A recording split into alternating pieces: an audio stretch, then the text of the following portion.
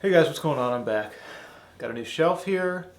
Got another book haul, huge book haul. I also have a little project I did for the store. I'm realizing that the whole kind of business revolves around having a big inventory. You're going to sell, say, 1% of your total inventory every, 4 days. So if you have 100 books, that means 4 books. If you have 1,000 books, that means 40 books. So it's kind of about building up a big inventory, which, as I want to have a used bookstore, I am fine with that. But I need some more storage. So I had these built-ins in my office here, but the distance of the shelves never really made sense. I don't know what they were supposed to hold, but they didn't hold books very well. So I reoriented the shelves, and at the same time, I added some 2x4s in the corner because it had this kind of indentation where books would just disappear. So now the 2x4s make it flush, no books get lost, I can store more books. Not that many more books, and I still have overflow, but I have big plans for a lot of storage. That's coming soon. Still kind of mulling around in my head, but I'm really excited for that. It's going to just look very professional, and it's going to make me feel good every time I look at it. So, looking forward to that. Also, I got a new shelf here. This one's different because I used a fancier wood in that I was helping my family clean out their attic, and they had all of these woodworking supplies that my grandfather had used. I never really met him, but apparently he was a woodworker, and this is a piece of wood that he had, which I turned into a bookshelf. So that's cool. Multi-generational hobbies, craft, trade. That's the word. Multi-generational tradesman. It was a little different. It being old wood, it was very jagged. I got some splinters. The wood wasn't the exact size that I'm used to.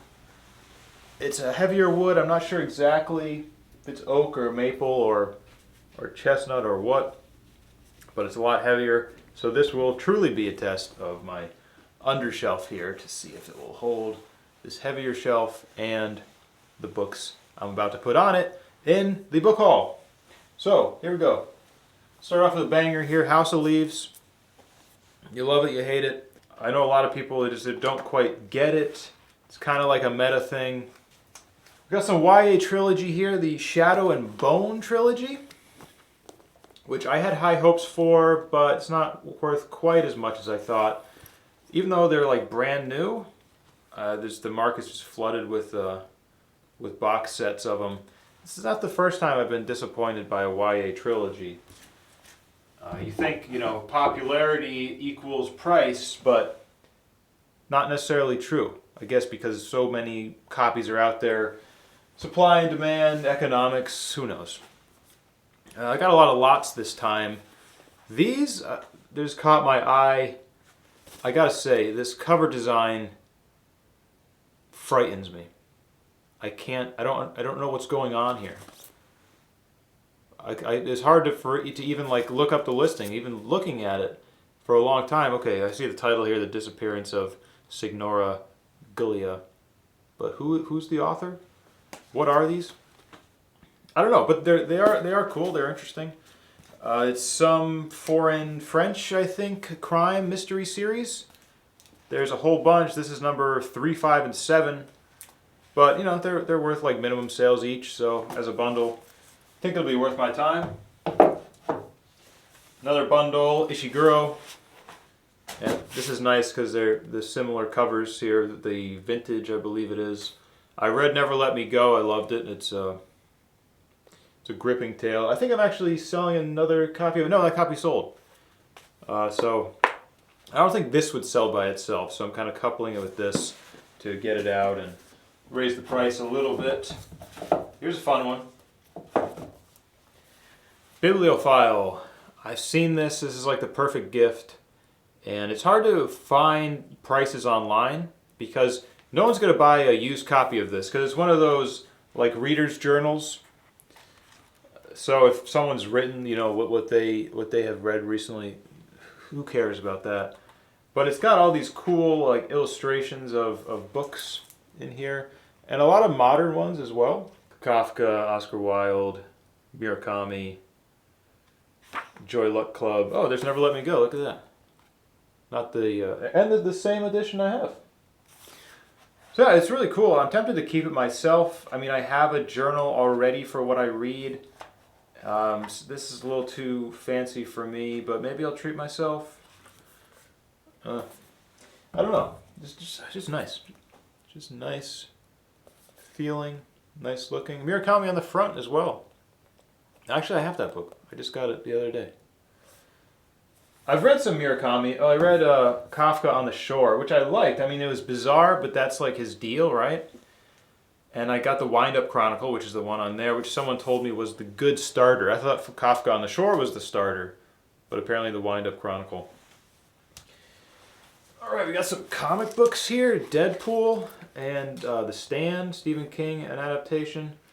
I read the Dark Tower adaptation, comic adaptation, and you know, it was fine. Just like anything that tastes similar to the Dark Tower, I'll read. This one I just picked up. It's kind of like probably like 4 out of 10 or something. It's in the middle. I mean, I love The Stand, but I don't think I'll read the comic adaptation. Deadpool. It's worth something. I got no interest in it. Bit of a bookseller's burden there. Here's one for me. I collect these. This is a nice one. Good condition. Happy to put that on my shelf. Shelf's a little wobbly here. Here's an old one, 1918. The Tin Woodsman of Oz. 1918. That's more than 100 years ago. And, you know, it's got some foxing there. It's not in the greatest shape, but it's 100 years old. I've seen books that are 5 years old that are in way worse condition than this. Prices on this are all over the place. I just love having this piece of history, and it feels nice. It's like one of those cloth bound. It's beautiful. I love this one.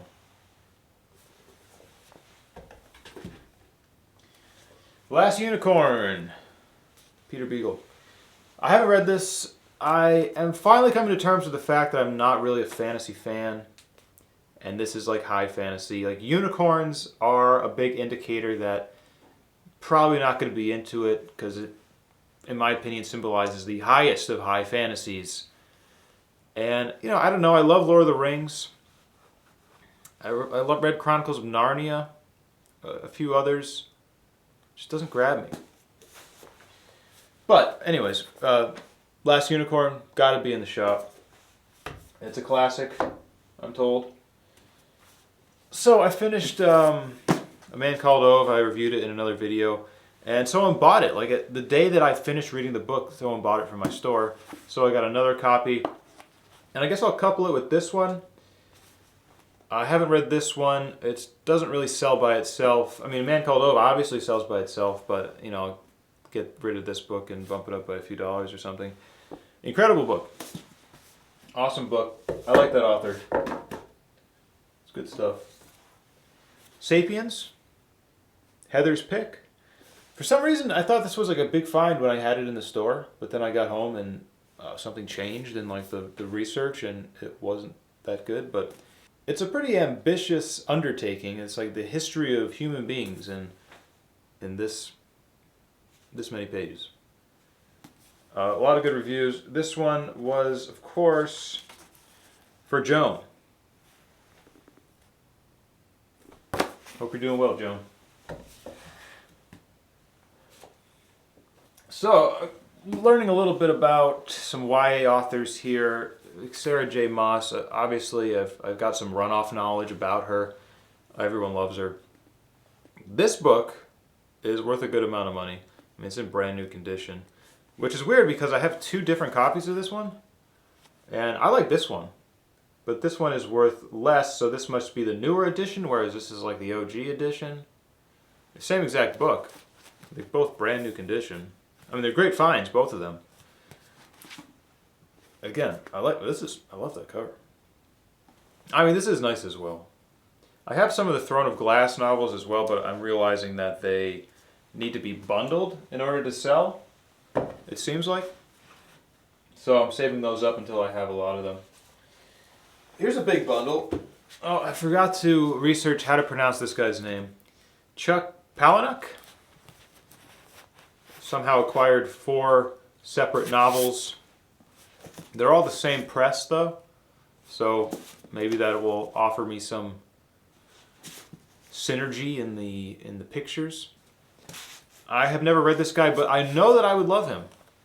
So I do have, actually, there was a 5th one that I took out of here that was from a different press that I'm going to try and read. Actually, it was a second copy of this Arrival one. I'm sorry, Survivor. You know, I like that kind of dark humor, that tongue-in-cheek, kind of ironic, satirical kind of stuff. And from what I hear, that's what this guy's all about. I don't know, but that's what I hear. We got a bird guide. Beautiful, beautiful bird guide. Red-winged blackbird, my favorite bird, by the way. In case you didn't know. Well, actually, that's up for debate. Red-winged blackbird is my wife's favorite bird. I'm a big fan of it, but like honestly, I guess it's like kind of a lame answer, but the robin is my favorite bird. Legend of Sleepy Hollow. It's a classic for the shelf. Beautiful condition. Nice black spine. I've actually gotten a little more strict on what I will buy in these classics. If the spine has all these white marks in it, you know, God willing that sticker comes off all right, I won't buy it because it... Although, what do you guys think? If I were to use a Sharpie on the spines of these just to get rid of the white marks, is that sacrilege? Is that a massacre? I mean, I'm not trying to sell them. They would just be for my shelf. I'm kind of going back and forth on the morality of that. It's another one with one of these like funky medieval paintings that you see turn into memes all the time. Beautiful spine. Haven't heard of this one, but a shameless buy for my shelf, for my shelf and myself. For my shelf and myself. Watch out, Muffin. Toni Morrison. I had this one listed, but no one is even looking at it, so maybe if I have a companion piece it will sell. Don't know anything about her. I know. Not good. Star Wars book. I guess if it's an old Star Wars book, it's worth something. If it's a new Star Wars book, it's worth absolutely nothing. This one is kind of in rough shape. The listings are all over the place, but I think there's some money to be made on this one. So I'm excited about that. Here's another one I thought was going to be a big one, but it turns out it's not really. It's a beautiful book. It's in very good condition. It feels nice. I'm intrigued by the cover there. Maybe some kind of a horror thing. Not quite sure. Worth something. Not quite as much as I hoped for, though. Here's a big one, though. Jurassic Park. Michael Crichton. First edition. $2 at Goodwill. Hopefully $75 on eBay. $13.97 at Barnes & Noble at one point. You have to look in these to find out if it's first edition or not, because I guess they all have the same barcode, same ISBN. I'm not sure. So that was definitely the find of the day. And here we got the Bookseller's Burden pile. Ones I can't offer you any kind of commentary on, but they are worth somewhere between $6 and $12. A 9/11 detailing. And, they're all in good condition. This one's interesting. It's like you cut out these circles in the book, and you make your own pendulum, which I guess is kind of like a... Well, I honestly don't know. I imagined it was like a, let's see how my day's going to go, and, okay, the pendulum is swinging over happiness and discomfort and impatience. But, I don't know. It was kind of cool. It's a beautiful book. Not really worth a lot, but... Got the tattered pages, cloth bound, beautiful cover. I guess I'm a sucker for birds. Percy Jackson, some kind of special edition here, Barnes & Noble exclusive, some such. Some kind of kind of manga here. Oh no, it's a novel. It's a novel, kind of rough. This one was cool, caught my eye. It looked like those other crime novels. I don't think it is though. I mean, I think it is a crime novel. Beautiful, cozy little book here. Korean. Ooh, I did know the title at one point. It's like the Peaceful General Store, or something like that. I like how a lot of these books from Asia, they have this like mini like book skirt or something down here, which is like the only not new part of this is that is torn a little bit, and a lot of times if it's torn off, then the barcode's gone, and if someone found it at a bookstore, they have no idea what was going on with it. There's a book. There's a book. This one's actually worth a good deal of money. Here's a book signed, not that that means too much, by Nathaniel Philbrick here. I mean, it's a big name. There it is. Looks like his Sharpie was going dry a little bit. Maybe it was the end of the day. And lastly, we have a shameless Italian textbook. You know, I kind of shied away from these because this is very heavily for the love of money. But it was there, it was shiny, it was new. I scanned it. It was worth something. You know, still trying to ride that line between for the love of books and for the love of money. And I've been very successful recently. I mean, somehow there's been a science fiction dry spell around my area. I haven't found a lot of science fiction. I've found a lot of other stuff, as you can tell. I mean, Jurassic Park science fiction. You know, there's a few pieces of science fiction, but that's what I look for. That's what really gets me going. So it's been a dry spell. I've been able to find other things just for the love of books. Just a nice looking book, you know, still. Even this one, nothing special to me, but, you know, you get like a nice book, or more so, this one. You gotta love this book, man. 100 years old. How many people have read this?